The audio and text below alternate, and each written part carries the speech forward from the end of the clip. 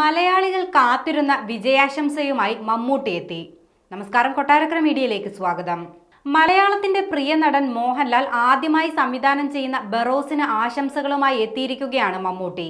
സമൂഹ മാധ്യമങ്ങളിലൂടെയാണ് നടൻ തന്റെ പ്രിയ സുഹൃത്തിന് ആശംസകൾ നേർന്ന് രംഗത്തെത്തിയത്. ഇത്രകാലം അഭിനയസിദ്ധി കൊണ്ട് നമ്മളെ ത്രസിപ്പിക്കുകയും അത്ഭുതപ്പെടുത്തുകയും ചെയ്ത മോഹൻലാലിന്റെ ആദ്യ സിനിമാ സംവിധാന സംരംഭമാണ് ബറോസ്. ഇക്കാലം അത്രയും അദ്ദേഹം നേടിയ അറിവും പരിചയവും ഈ സിനിമയ്ക്ക് ഉതകുമെന്ന് തനിക്ക് ഉറപ്പുണ്ടെന്നും പ്രിയപ്പെട്ട ലാലിന് വിജയാശംസകൾ നേരുന്നതായും മമ്മൂട്ടി കുറിച്ചു.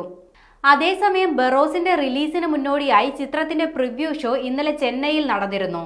സംവിധായകൻ മണിരത്നം, നടി രോഹിണി, നടൻ വിജയ് സേതുപതി തുടങ്ങിയവർ ഷോയിൽ പങ്കെടുത്തു. ഈ പ്രിവ്യൂ ഷോയിൽ സിനിമയ്ക്ക് മികച്ച പ്രതികരണമാണ് ലഭിച്ചിരിക്കുന്നത്. സിനിമയിലെ കഥാപാത്രങ്ങളും 3D എഫക്റ്റുമെല്ലാം നന്നായി ഇഷ്ടപ്പെടുമെന്നും ബറോസ് കുടുംബസമേതം കാണാൻ സാധിക്കുന്ന സിനിമയായിരിക്കുമെന്നും വിജയ് സേതുപതി പറഞ്ഞു. സിനിമയുടെ കഥയെയും ക്യാമറ വർക്കിനെയും മോഹൻലാലിന്റെ സംവിധാന മികവിനെയുമെല്ലാം നടി രോഹിണിയും പ്രകീർത്തിച്ചു.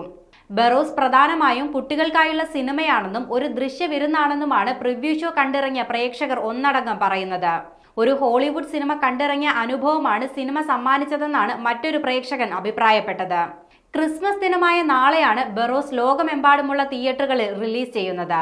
മൈ ഡിയർ കുട്ടിച്ചാത്തൻ സംവിധാനം ചെയ്ത ജിജോയുടെ കഥയെ ആസ്പദമാക്കി മോഹൻലാൽ ഒരുക്കുന്ന ചിത്രമാണ് ബറോസ്. മോഹൻലാൽ തന്നെയാണ് സിനിമയിലെ പ്രധാന കഥാപാത്രമായ ബറോസിനെ അവതരിപ്പിക്കുന്നതും.